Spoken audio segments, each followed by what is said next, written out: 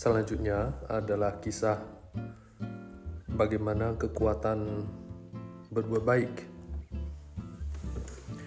Jadi satu hal yang harus kita pegang, kita ingat bahwa segala hal yang baik itu berasal dari bajik. Segala hal yang tidak baik berasal dari tidak bajik. Udah itu hukum alam, sama seperti matahari itu terbit dari timur. Hal ini karena kita dari kecil kita tidak memperoleh pendidikan filsafat timur, karena kita dari kecil ini kita selalu memperoleh pendidikan barat. Nah, pendidikan barat ini coba ketika kita ingat, jika kamu pernah kuliah mengambil ilmu filsafat, perjalanan filsafat. Jadi bagaimana konsep manusia itu berpikir, berkembang sampai hari ini. Misalnya HP aja, HP alat elektronik HP yang muncul dari sekarang itu berasal dari evolusi pemikiran manusia. Dari zaman Aristoteles, Plato, sampai positivisme, sampai pemikiran saintis sampai ini hari. Jadi bukan ujuk-ujuk datang di dalam rangkaian pemahaman pemikiran yang terjadi di bumi manusia ini. Proses berpikir itu dari dulu sampai sekarang itu adalah kesinambungan. Dan kita mengenyam pendidikan yang ada di sekarang berasal dari proses-proses pemikiran yang lampau sampai pada titik disebut pemikiran modern. Nah, pemikiran modern itu diwarnai oleh saintis, diwarnai oleh positifisme. Diwarnai positifisme artinya segala sesuatu yang nampak itu positif, segala sesuatu yang tidak nampak itu negatif. Positif itu artinya ada, negatif itu artinya tidak ada. Yang nggak nampak ya nggak ada, hantu nggak ada, tuyul nggak ada, karma nggak ada, karena nggak nampak. Karena segala sesuatu harus dengan pemahaman logik diuji, apakah pemahaman ini layak teruji oleh logika apa tidak. Jadi pemikiran-pemikiran seperti ini mewarnai keseluruhan bumi manusia. Nah, karena ini berasal dari barat, jadi dunia timur itu mengadopsi pola pendidikan barat karena orang timur mengatakan barat sudah maju dan modern. Padahal ya sebenarnya tidak, zaman barat belum modern, kita timur sudah modern, sudah mengalami kemajuan. Kita tidak bisa mengatakan HP ini adalah modern, karena HP ini modern menurut waktunya sekarang. Zaman dulu nggak ada HP, orang tidak mengatakan itu tidak modern toh. Oke. Bahwa pemahaman karma ini harus merupakan dasar pemikiran kita semua. Jika kita tidak meyakini segala sesuatu itu baik berasal dari bajik, buruk berasal dari tidak bajik, terus segala sesuatu hal datangnya berdasarkan apa? Jadi dasar hukum bagi Buddhis ya sederhana sekali. Baik sebab akibat kan, hukumnya sebab akibat dengan buah karma. Karma baik menyebabkan baik, akibatnya baik, menyebabkan sesuatu yang tidak baik menyebabkan akibatnya tidak baik. Sebenarnya cukup jelas seperti pemikiran-pemikiran seperti ini, tetapi sehari-hari kita tidak mendarah daging meyakini.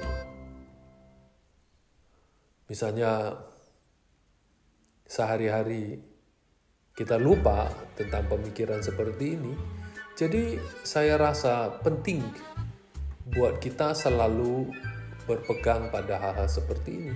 Kita selalu berharap, oh saya punya kehidupan yang baik, saya punya ini yang baik, saya punya kondisi yang baik, saya ini begitu. Tapi kita tidak memiliki sebab yang baik datang dari mana? Kenapa Tuhan memberi pada kamu, tapi kenapa Tuhan tidak memberi pada yang lain? Ya kan begitu. Jadi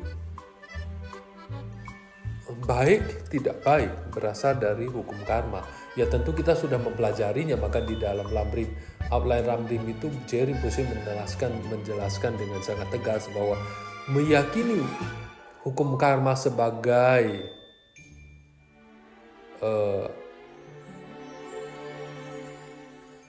akar dari kebahagiaan,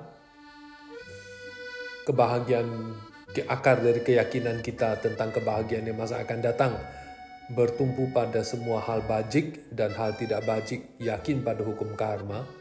Hal ini membuat kita harus jelas dalam pola pikir seperti itu, harus jelas di dalam pemikiran, konsep pemikiran kita dalam sehari-hari. Kalau tidak, ya kita akan sampai pada poin tertentu, titik tertentu dalam perjalanan hidup kita akan kehilangan haluan. Jadi hari ini, kisah anak laki-laki yang menjual dirinya demi persembahan. Maka itu dikatakan demikian yang telah saya dengar pada suatu ketika, Buddha berdiam di kota Savasti, biara Cetawana di Taman Ananda Pindika. Di negara itu terdapat seorang anak laki-laki yang tampan, menarik, terlahir dalam sebuah rumah tangga. Anak ini mulai dapat berbicara pada usia yang sangat muda dan pada saat tertentu menanyakan kepada orang tuanya, apakah Buddha pada saat ini berdiam di dunia ini? Jadi anak kecil itu bisa bertanya tentang apakah Buddha berdiam di dunia ini. Ketika diberitahu bahwa Buddha ada, anak itu bertanya, apakah Sariputra, Ananda, dan yang lain masih hidup? Wah, anak kecil ini mengerikan ya kalau bertanya seperti itu. Orang tuanya menjawab, mereka masih hidup. Dan orang tuanya berpikir, karena anak kami telah dapat bicara sejak lahir, ia pasti bukan hanya seorang bocah biasa. Dengan bingung mereka pada suatu hari mengunjungi Buddha dan bertanya mengenai hal ini. Ketika diberitahu bahwa anak ini normal dengan tanda-tanda laki-laki biasa, mereka mempercayai nasihat Buddha dan sangat bahagia. Maksudnya, ya anakmu baik-baik saja, normal, bukan sesuatu yang aneh, atau anakmu bukan makhluk, bukan manusia yang mengerikan gitu. Setiba di rumah, anak itu berkata, ayah dan ibu, kita harus mengundang Buddha dan Sangha. Orang tua itu menjawab, anakku, kita tidak mempunyai makanan maupun kebutuhan yang lain yang dapat dipersembahkan. Bagaimana kita bisa mengundang Buddha dan Sangha? Anak itu berkata, kalian bersihkanlah rumah ini dengan mempercikkan air dan siapkan tempat duduk yang tinggi. Makanan akan disediakan. Ibuku dan kehidupan sebelumnya sekarang tinggal di Benares. Ibunya dari kehidupan sekarang yang sebelumnya, ibunya dari kehidupan yang sebelumnya tinggal di Benares. Ia juga harus diundang. Wah, anak kecil ini bisa mengetahui kehidupan lampaunya.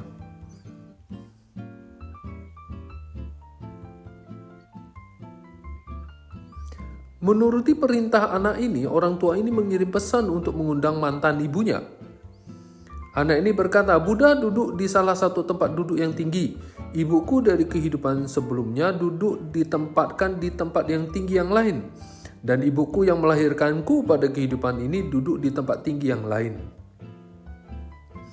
Ketika Buddha dan Sangha tiba, dan Buddha duduk di tempat yang tinggi. Makanan telah tersedia. Buddha dan yang lain telah makan. Buddha mengajarkan Dharma kepada anak itu, dan dia, ayahnya, dan kedua ibunya berbahagia, dan semuanya mencapai sotapannya. Ketika anak itu telah cukup usia, ia menjadi seorang biksu dan menjalani hidup dalam Dharma dan mencapai arhat. Nah, Ananda bertanya kepada Buddha, Bhagawan, apa perbuatan baik yang telah dilakukan sehingga biksu ini terlahir dalam keadaan baik? Sudah dapat bicara pada usia yang sangat muda, menjadi seorang biksu, dapat dengan cepat menguasai kekuatan yang menakjubkan.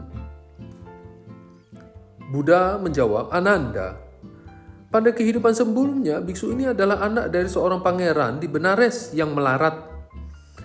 Ketika berjumpa dengan Buddha yang sedang menetap di dunia ini, ia tidak mempunyai apapun untuk dijadikan persembahan. Dia menjadi sangat sedih dan walaupun berasal dari kasta tinggi, ia bekerja sebagai buruh dalam setahun mengumpulkan 1.000 uang emas. Seorang pangeran dari kasta yang lebih tinggi bertanya, Anakku, apa yang kamu persiapkan? Apakah kamu mempersiapkan pernikahanmu? Pemuda ini berkata, ia tidak sedang mempersiapkan pernikahan. Pangeran itu menjawab, lalu apa yang kamu lakukan dengan semua emasmu itu? Lalu anak itu menjawab, saya bermaksud untuk menyediakan persembahan dan makanan dan mengundang Buddha dan Sangha.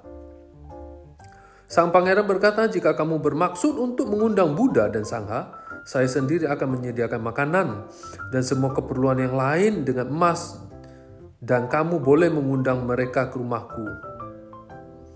Anak itu menyetujuinya. Selanjutnya pangeran menyiapkan makanan, keperluan dan mengundang Buddha dan Sangha. Menghormati mereka, memberi persembahan kepada mereka. Ketika ia meninggal, ia terlahir sebagai anak dari pangeran.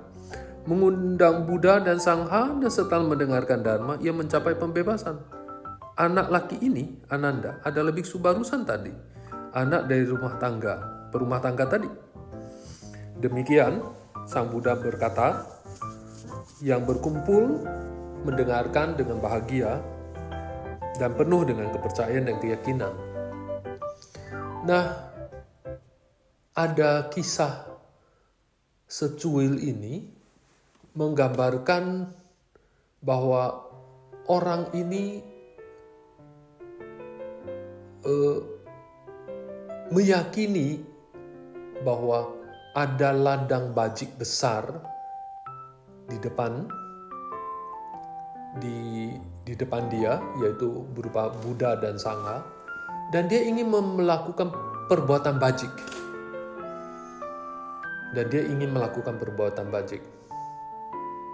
Dan dengan keyakinan dan rasa baktinya, dia ingin melakukan dan dia melakukannya. Dengan melakukan pekerjaan, menghimpun uang, dan dia datang mengundang Buddha dan persembahan kepada Sangha, dan Buddha mengajarkan Dharma. Apakah kita bisa seberdermawannya seperti ini? Rasanya tidak mudah ya. Apakah kita memiliki keyakinan seperti ini? Kok rasanya jarang. Tetapi apakah kita memiliki tekad, saya ingin berbuat baik, saya menghimpun kebajikan, saya mengumpulkan uang, saya ingin memberikannya kepada Buddha, ladang kebajikan kepada guru saya. Apakah kita memiliki rasa kerelaan, atau sebaliknya kita dengan kepelitan yang kita memikirkan, jadi kepelitan kita itu sebenarnya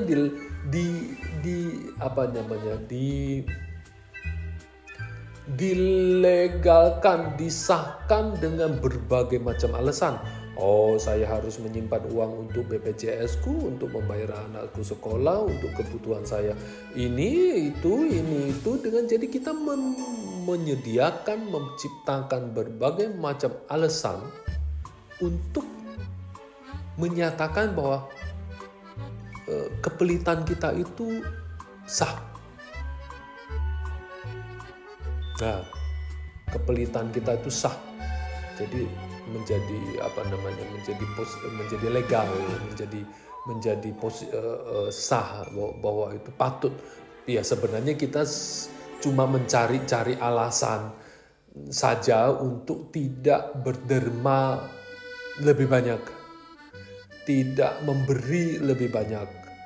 Kita mencari-cari alasan untuk melegalkan, mengiyakan, mencari-cari alasan untuk membuat kita punya kepelitan dan kekikiran dan kemelekatan kita menjadi sah, tidak salah. Jadi membenarkan kepelitan kita dan membenarkan kemelekatan kita terhadap materi. Ya, saya selalu banyak berjumpa dengan kisah seperti ini. Ya, apa yang harus kita perbuat dengan uang sebanyak kayak gini, harta sebanyak kayak gini, atau sebenarnya sometimes bahwa orang yang pelit, orang yang khawatir, lalu menjadi cemas. Ya, dia pelit, dia melekat, lalu penyakit yang lain akan datang berupa kecemasan. Dia cemas. Apa yang dicemaskan? Ya cemas bahwa besok dia tidak cukup uang untuk makan, dia menjaga, besok dia khawatir saya sakit, dia khawatir dia tidak memiliki jaminan sosial untuk menyelamatkan dia untuk rumah sakit, dia cemas untuk khawatir sehingga dia takut jatuh sakit, sehingga membutuhkan banyak uang, sehingga dia menabung uang atau memberi asuransi. Jadi sebenarnya orang-orang yang cemas seperti ini adalah makanan empuk para penjual asuransi. Cemas, khawatir, melekat, ya tinggal dibohongin saja, dikatakan ya uangmu akan aman dan kamu akan tentram, kamu akan aman, selamat jika segala sesuatu terjadi pada dirimu, nanti kamu akan memiliki sedikit uang untuk mengatasi masalah ini. Jadi itu sebenarnya yang dikhawatirkan cuma sekedar insecure. Dia cemas, dia insecure, merasa tidak aman. Ya itu makanan empuk para penjual asuransi. Bahwa materi kita mencari alasan untuk membenarkan kemelekatan kita, mencari alasan untuk membenarkan kepelitan kita, sehingga saya memberi sedikit saja cukup sehingga saya akan aman, karena nanti akan saya khawatir nanti besok nggak makan. Sebenarnya yang terjadi seperti ini yang terjadi dalam kehidupan kita sehari-hari. Jadi kita perlu paham apa yang terjadi pada sebenarnya, ya itu penting. Sebenarnya kita perlu paham, mengenali diri kita sendiri. Yang saya selalu mengatakan tahu diri, tahu warna pikiran kita, tahu warna batin kita, tahu sifat kita, tahu apa yang sedang kita pikirkan, sedang kita kerjakan. So we know exactly what we are clearly. Dari situ baru kita bisa memperbaiki diri kita. Hari ini kita mendengarkan kisah Berdharma. Dia punya keyakinan, mengundang Sangha, mengundang Buddha datang ke rumah, memperoleh pemahaman. Jadi sebenarnya kita semua orang inginkan bahagia, tetapi kita tidak tahu caranya memperoleh kebahagiaan. Kita sebenarnya menginginkan kebahagiaan, tapi kita tidak tahu cara memperoleh kebahagiaan. Kita menginginkan kebaikan, hal-hal yang baik, kondisi hidup yang tentram, tapi kita tidak tahu bagaimana memperolehnya. Jadi kalau begitu, kita hidup dalam keadaan apa? It look like very konyol. Ya, begitulah. Kita sampai jumpa pada seri berikutnya. Semoga kita semua selalu berbahagia.